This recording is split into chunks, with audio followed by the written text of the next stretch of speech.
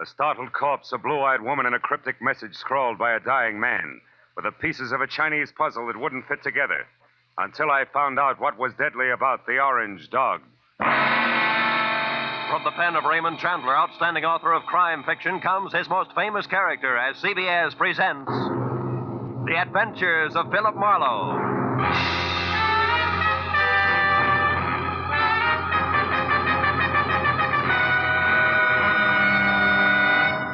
And now, with Gerald Moore, starred as Philip Marlowe, we bring you tonight's exciting story, The Orange Dog.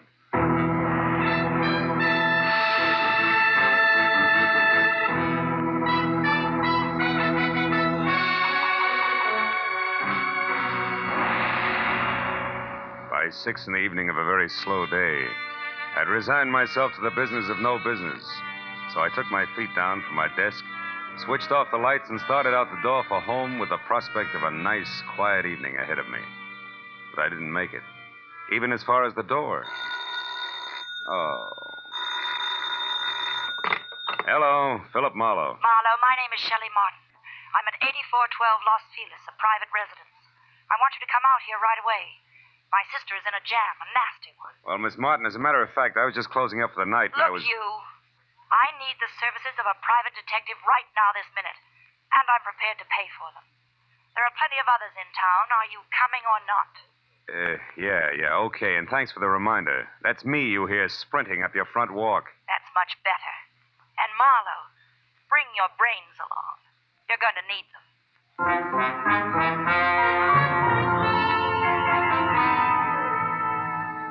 And that was the end of my quiet evening. But I just couldn't resist those government engravings of Mr. Lincoln. So I drove down to Weston, turned off on Los Feliz, and found the number 8412. The yard was an overgrown tangle of perennial plants losing their battle with the weeds. It was like a girl in a strapless evening gown with her hair up in curlers. However, I could see a light through the Venetian blinds, and the doorbell worked with a resonant two-tone chime that caused the door to open just far enough to allow a pair of eyes so blue they were almost purple to peek out at me. Yes, what is it? I'm delivering that private detective you ordered. Oh, Marlowe, come in. Thanks. Sit down, won't you? Thanks again. All right, what's the next move? It's about my kid sister. Mm-hmm. She's involved with a man named Lou Horner, a San Francisco broker. She's quite deeply involved, I'm afraid. Oh? You see, some very strange things are going on, Marlowe, and my sister is a naive kid caught right in the middle of them. Yeah, I see. What sort of strange things, Miss Martin? Shelley. Sweet. Well, to begin with, when I arrived from San Francisco today, my sister called me and asked me to meet her here in this house. When I got here, the lights were on, the radio was playing, and the front door was open. But the place was deserted. Whose house is it, Horner's? No, I think she said it belongs to a friend of his who's in Europe now. This Horner person uses it when he's in Los Angeles. Well, couldn't they have stepped out for a while? Mm-mm. You know, you don't look the type, Shelley, but maybe you're just panicky, huh? No, I'm not being panicky. All right. Where's the nasty jam? Right behind the couch. Take a look. Okay. But you know, I see what you mean. Who is he, Shelley? How'd he get here? Maybe it's Horner, I don't know. I tried to search him, but I couldn't. Mm-hmm. Well, it wouldn't have helped anyway. Whoever shot him cleaned him out. No wallet, no papers, nothing. I found this magazine lying under his hand. Look here. Mm-hmm. He must have written this just before he died. Where's that? Here. Oh. It says, call Marion tonight about the orange dog, a foe. Orange dog, a foe. For what? That's why I called you, Phil. Marion is my sister. And whatever the orange dog of foe is, it must be awfully important. We've got to find out what it means, Phil, for Marion's sake. So far it means murder, honey, and that's for the cops. No, Well, all right, call them. But keep Marion's name out of it. A thing like this could destroy her. But look, maybe she pulled the trigger on our friend here. Maybe, but I don't think so. She's a sweet kid, Phil. Give her a break. If I'm wrong, I swear I'll help you bring her in myself. Is that fair enough? Okay, Shelley, it's a deal. It makes just as much sense as the orange dog of foe, but no more.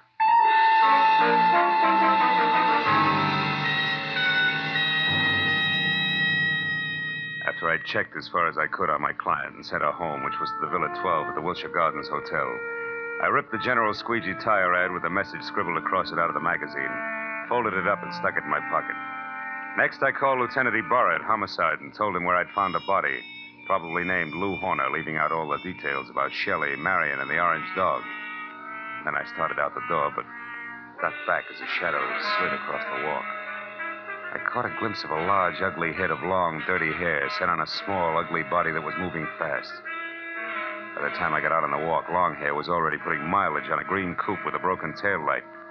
It winked mockingly as it went out of sight. So I got in my car and headed for New Chinatown. It was the logical place to get some information regarding a Chinese dog.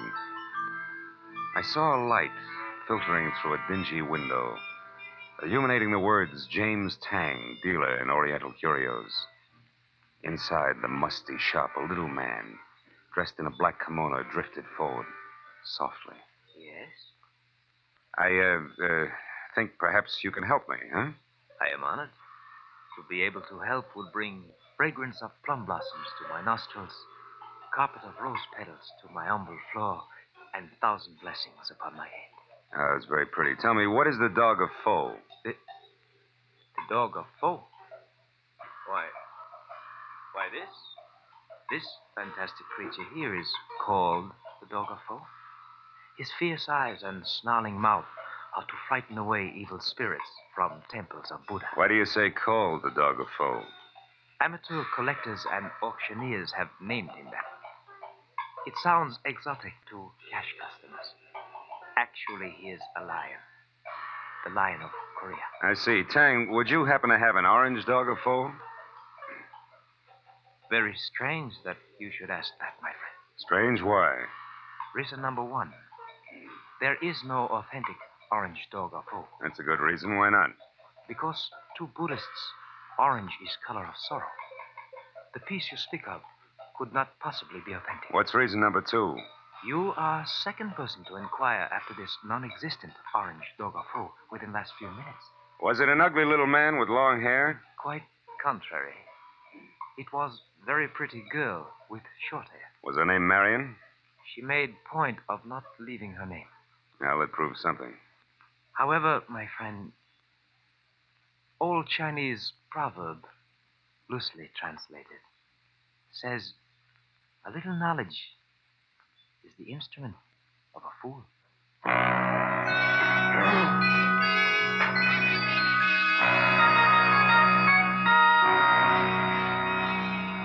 There were 9 other curio shops in the neighborhood, so I started making the rounds for the non-existent orange dog of Foe and a girl who was interested in one. From the first 3 shops, I got a fast horse laugh in the fact that the girl was still ahead of me. The next 2 netted an insult apiece and a total blank on the dame. And from the 6th, called Saxon's, a glossy, well-ordered place on West 7th Street, the only effect was a coldly curious raised eyebrow. The man in front of me, whom I took to be Mr. Saxon himself, was a gaunt white Russian with a high, naked head the color of warm paraffin. His slender fingers played nervously with each other as we talked. The orange dog of Foe. Yes, I have heard of such a piece, I think. It would be porcelain. Probably. This is your business. Who has it, Mr. Saxon? Can you tell me? No, I'm sorry. I believe I heard this orange dog mentioned just once, somewhere down in the village. But I'm sure I could never remember who spoke of it or when. Oh, no idea of its value then, huh? Now that you mention it, I seem to remember the figure 20,000. You mean yen? How much in American money? I am speaking of American money. It would be an importation from China, you know. How could it be worth that much? It's not even authentic, Mr. Saxon. Authentic? You seem to know a good deal more than I about this orange dog. Possibly one would have to see it to appreciate its value. Yeah. Tell me, has a girl been in here tonight looking for this orange dog? A girl? I know. Know anybody named Marion? Marion. No, there is no one in my acquaintance by that name. But why do you ask? Because Marion has quite an interest in the orange dog. I have a feeling they'd make a great team if we could get them together. I see. And what is your name, sir? It's not Fu Manchu, Mr. Saxon. Good night.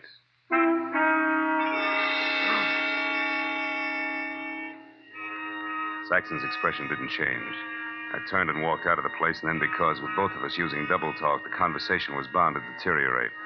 At least I had found out that the orange dog of Foe existed and was going for a very high figure, especially for a phony. And it didn't take an abacus to figure out that Saxon knew more than he told me. Well, I started up the sidewalk for the next bric-a-brac emporium when I saw something parked on the side street, which brought me to a halt.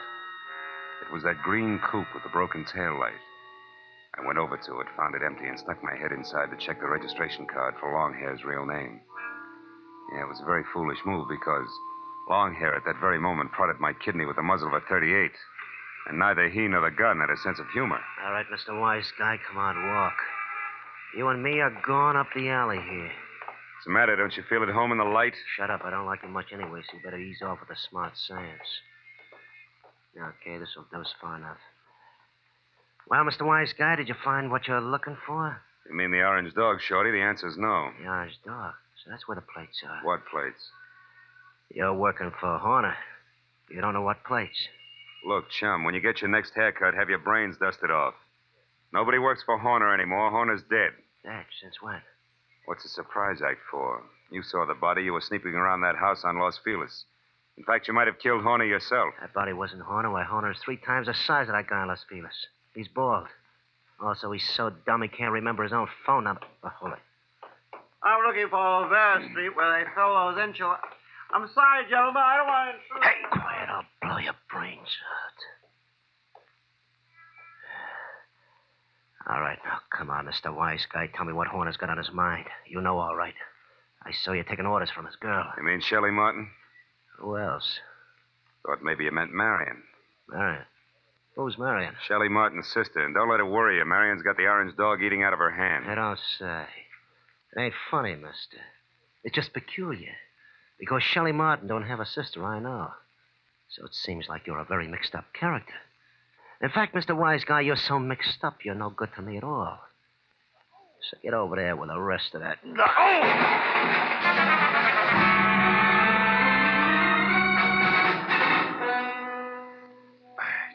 I took my time getting up. The dirty, long-haired little man was gone, and my head ached from the rap he'd given me with the pistol barrel. And I was disgusted with myself.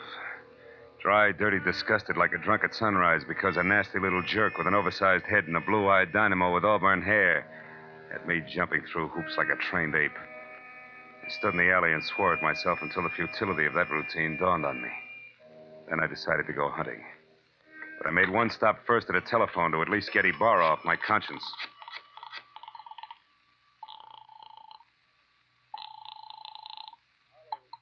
Lieutenant Ibarra. Mahalo, Lieutenant. I just found out that body on Los Feliz isn't Horner. I knew that an hour ago. Huh? The body isn't Horner's, and Horner is no broke. He's a counterfeiter, a big one. Oh. The dead man was a treasury agent named Slade who was closing in on Horner.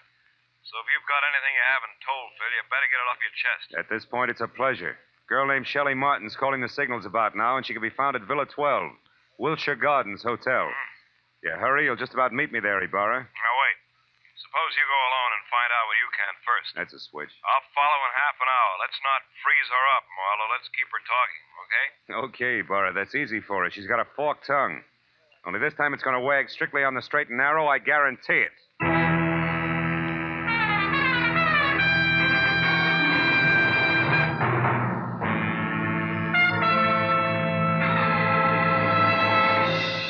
In just a moment, we will return to the second act of the adventures of Philip Marlowe. But first, it's no mystery that hunger and cold confront many families abroad this winter. CARE will help feed and clothe these needy people. CARE, the safe, sure, non-profit way to send supplies to Europe and Asia.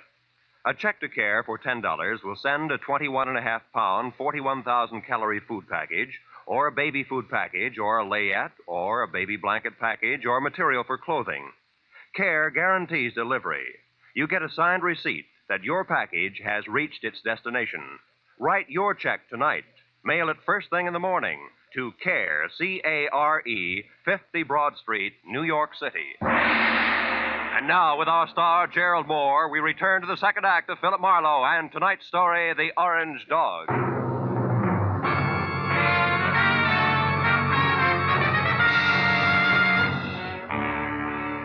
I pointed my car toward the Wilshire Gardens and a beautiful liar named Shelley Martin. I was sure of two things. The plates that Longhair had wisecracked about just before he piled me into a row of garbage cans were the engraved kind that counterfeiters use to make money the easy way. And second, both Longhair and Lou Horner were racing for the plates as well as the orange dog. which could be one and the same thing. But 20 minutes later, as I pulled up near Villa 12, which was strips of yellow light and raised voices drifting out of half-open Venetian blinds, I forgot about the gentleman involved and concentrated on a lady who didn't have a sister called Marion. I went around to the back of the villa where I found the service door unlocked and the kitchen beyond dark.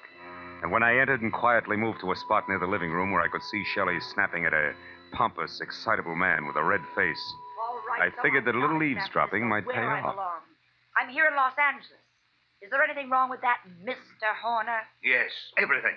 Why, I wouldn't even have known you were in town if I hadn't gone back to the place in Los Feliz where I saw you and some man having a delightful little chit-chat over the body of that T-man. Treasuryman. Yes. Is that who he was? A meddlesome fool I caught snooping through my papers. Then you killed him, Lou. Of course I killed him. I had to. Now stop asking questions and get out of here. Because this is business, not pleasure, Shelley. And that leaves no room for you. Or Marion? What do you know about Marion? Not enough. But what I do know, I don't like. Look, Lou, who is Marion, and what does she mean to you? Marion means money to me, Shelley. Nothing more. So just leave me alone here so that I can make a call according to schedule. A call about... Lou. What's the matter, Shelley? Behind you, Lou. They're in the garden. Lou! The bullet crashed through a closed window, didn't stop until it got to Horner, who grabbed at his chest and dropped to the floor even before the glass quit flying. And by the time I got outside to where the shot had come from, I'd found nothing but a little wind rustling a lot of trees. When I got back to Shelley and the blood over tweed on the carpet, Horner was already dead. Marlowe, the man out there was Henry Peel. Peel? Something in long hair and dirty clothes? Yes, I met him in Horner's office once. Lou said he was a broker from Chicago. Come on, both Peel and Horner are counterfeiters. What? Lou, a counterfeit? That's right. Never mind the carefully arched eyebrows, honey. They mean nothing. But, Marlowe, I swear I never knew that Horner was anything but a broker. A broker maltreating poor sister Marion? You're a liar, Shelley. About Marion, yes. I haven't even got a sister. But from there on out, I'm telling the truth, Phil. Then tell some more and fast. All right, here it is. Lou Horner's been my boyfriend. And, checkbook? For the past year and a half. But about a month ago, he suddenly stopped being very attentive. And I couldn't figure out why. So you decided to keep your big blue eyes wide open, huh? Exactly. And it paid off. Because I found out that, one, he had taken better than $20,000 out of his bank account. Two, that he was coming down here to Los Angeles. And three, that an item named Marion might be beating your time. Yes. And that part of it upset me plenty. Until 10 minutes ago. But then I found out that Horner here was a murderer, and that, Marlowe, I don't buy. 3 cheers for the all-American girl. Oh, skip it, Marlowe. I'll live my way, you live yours. Don't worry, honey. Nobody wants to change places with you. Hey, look. Why does Horner wear a little rubber band on his little finger, do you know? Oh, he had a bad memory. Used every kind of gadget in the books to keep himself from forgetting things, especially numbers. Oh. Well, for example, that rubber band might mean 10 o'clock. How do you figure? Like 5 and 5. The fingers on each hand, reading from left to right. He used things like that. Oh. Wait a minute. Hmm? Horner was going to make a call to Marion just now, and the message the T-man left was... Call Marion tonight about the orange dog of foe. Shelley, baby, where's your phone? Fast. Come on, it's 10:15 already. Oh, it's out there in the hall, Marlowe. Oh. Well, what are you talking about? A line, honey, a line on your ex-sister, Marion.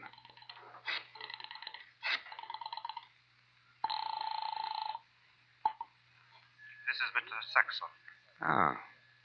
Lou Horner, Mr. Saxon. I know I'm some 15 minutes late with this call, but I'd still like to see you about the orange dog of foe. Certainly, Mr. Horner.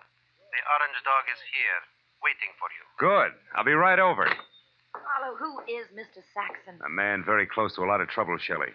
Now, look, you wait right here for the law, and in particular, one Lieutenant Ibarra. Tell him nothing but the truth about Horner and what he meant to you in dollars and cents, and you may be all right. But where are you going, Marlowe? To a curio shop on West 7th Street to see, among other things, the orange dog of foe.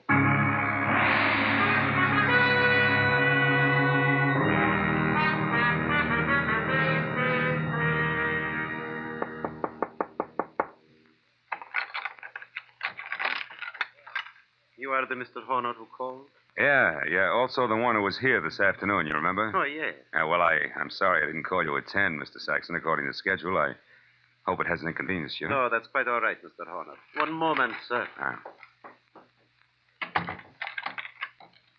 What's the matter? Is anything wrong tonight? Seem on edge, Mr. Saxon. I am. So please, Mr. Horner, Don't make a single stupid move. What?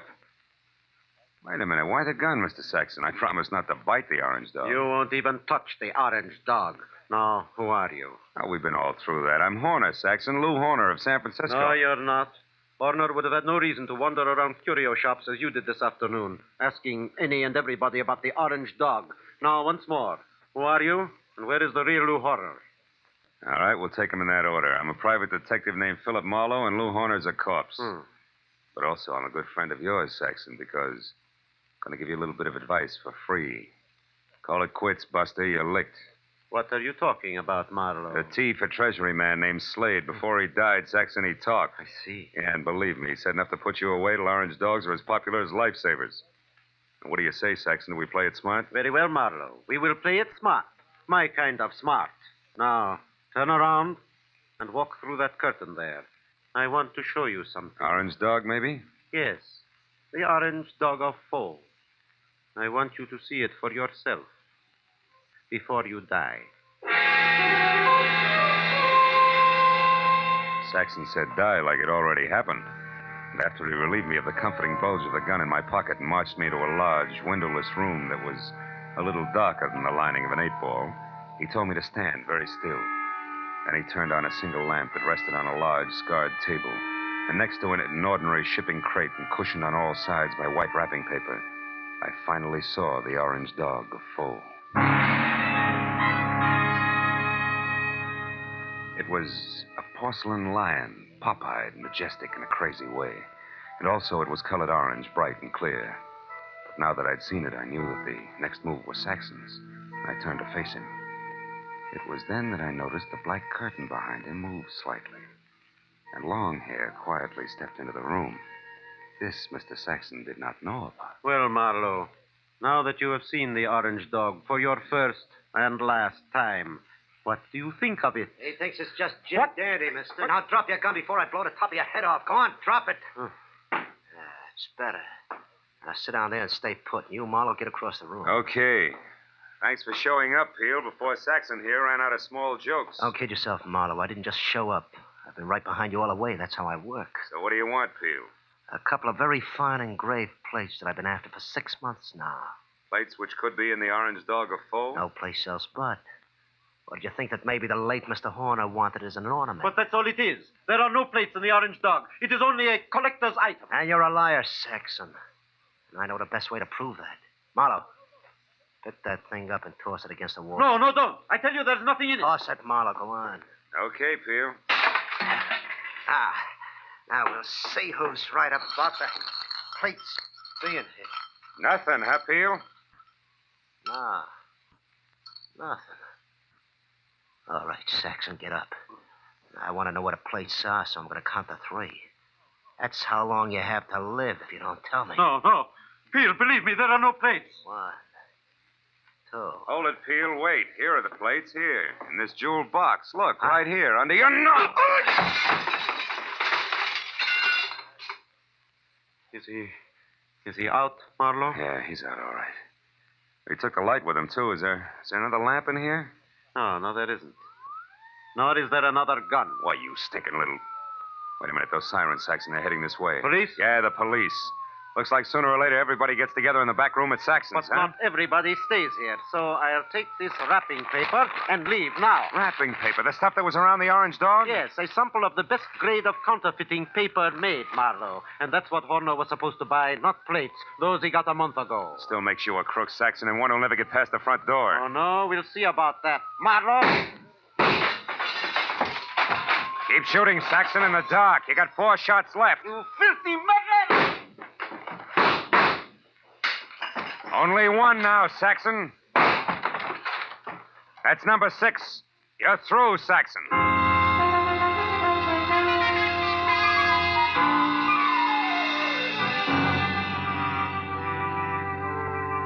By the time Ibarra and his boys, plus a half a dozen very anxious T-men, got into the room, Saxon was already coming apart at the seams.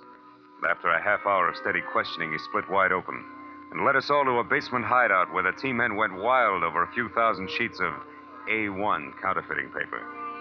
But an hour later, after Peel, who admitted murdering Lou Horner, and Saxon, who was ready for the nearest straitjacket, were both in the lockup, There was still the problem of the glib lass from San Francisco. But finally, when Shelley, Lieutenant Ibarra, and I stood under the green light of the globe in front of police headquarters, I knew that the girl who technically was only guilty of withholding information from the police was not going to spend any time in the pokey. Because, after all, I was more or less guilty of the same thing. Besides, Lieutenant Ibarra was still interested in the others. Well, Marlowe, it looks like the whole business actually boils down to a single transaction between Clay Saxon, who had the counterfeiting paper, and Lou Horner, who was supposed to buy it. That's right, Ibarra. But Horner, who must have made his contact with Saxon via some middleman in San Francisco, only had a telephone number and the password, the Orange Dog of Foe, to work on here in L.A. But how'd you get hold of that number, Phil? From the message the T-Man left before he died. You mean you actually called someone named Marion? No, honey, I just dialed Marion. M.A. Madison. R-I-O-N. 7466. Madison 7466. You get it? Yeah. Another one of Horner's screwy memory tricks, like the rubber band on his 10th finger. Hey, that's pretty good, Phil. Oh, it's an old gimmick, really. I read it in a dozen detective stories. What do you know? Maybe I ought to read some of those. Well, good night, fella. Look for you tomorrow. Good night, Lieutenant. Well, Shelley, do I show you the way home? No, Marla. Aren't you hungry or thirsty or something? Yeah, I guess I am at that. Well, I know just the place for us, darling. Oh? It's a cute little place right smack in the middle of Chinatown.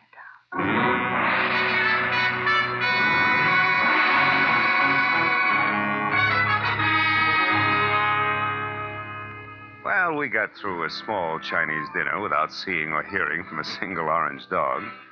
And when it came time to leave, I was thinking that Shelley wasn't really too bad a kid at that.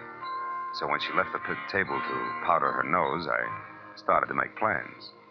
But when she got back, I forgot about them because in the meantime, she'd run into an old friend. Yeah, a rich old friend who was all alone in the big city. I said I didn't mind taking a rain check when she explained that he was from Kansas City and a broker at that. He certainly was overweight. Too much steak and potatoes. Steak and potatoes. Wonder if Lindy's is still open.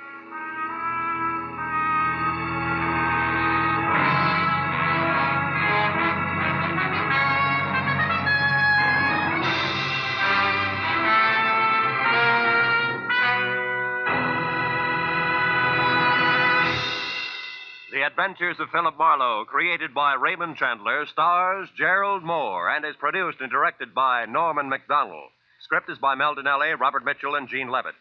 Featured in the cast were Francis Robinson, Edgar Barrier, Tony Barrett, Lou Krugman, and Ed Begley. Lieutenant Detective Ibarra is played by Jeff Corey.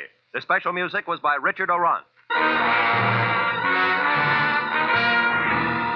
Be sure and be with us again next week when Philip Marlowe says... I was hired to find a blackmailer, and I did. But first I found a badly beaten Adonis, a Jezebel with an accent, and a man who had been an easy mark for murder.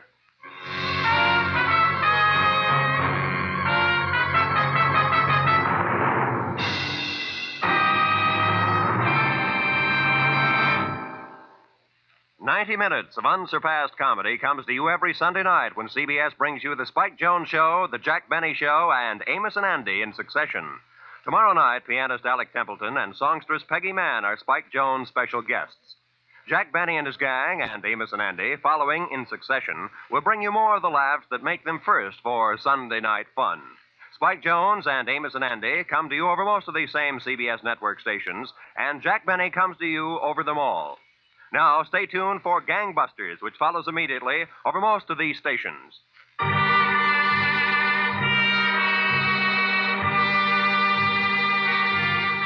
This is Roy Rowan speaking for CBS, the Columbia Broadcasting System.